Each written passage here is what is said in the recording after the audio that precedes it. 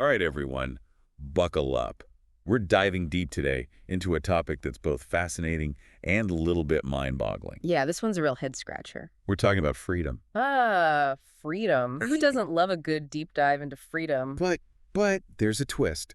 We're exploring the paradox of freedom. A paradox. Okay, I'm intrigued. Tell me more. Well, we're taking a cue from Professor Waldez Pantoja, Okay. specifically his book, Documento Semnum.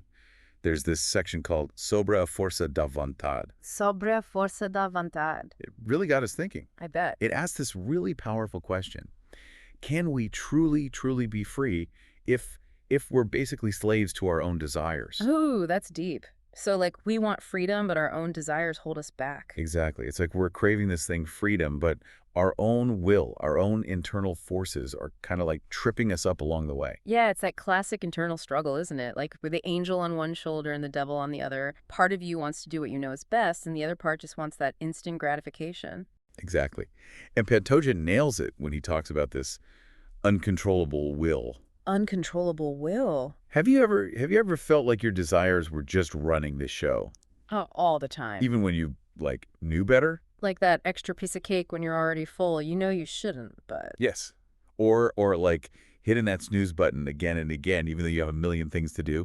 ugh, don't even get me started on the snooze button, my worst enemy.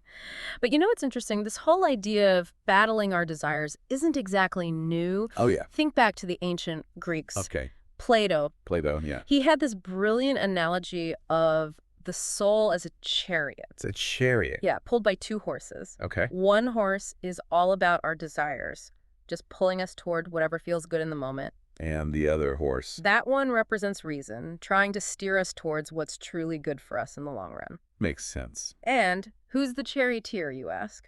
Who is it?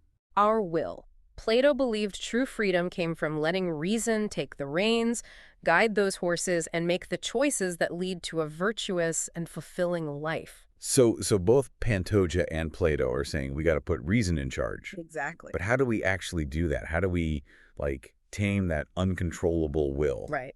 How do we tell those horses who's boss? Yeah, how do we make reason the driver in our lives, not just a passenger? Well, Pantoja gives us a really cool image. He says reason is like this inner compass. A compass, I like that. It helps us figure out the consequences of what we do, both the good and the bad, the short term and the long term. So that urge to scroll through social media for hours, Yeah, reason pops up and says, hey, remember that project you're supposed to be working on? right. Or maybe that book you wanted to read. Exactly. It reminds us of our goals, our values, those things that truly matter to us. So it's not about like ignoring our desires completely. No, not at all. It's more about understanding them, Yeah. weighing them against what we want to achieve. And then making a choice. A conscious choice. I get it.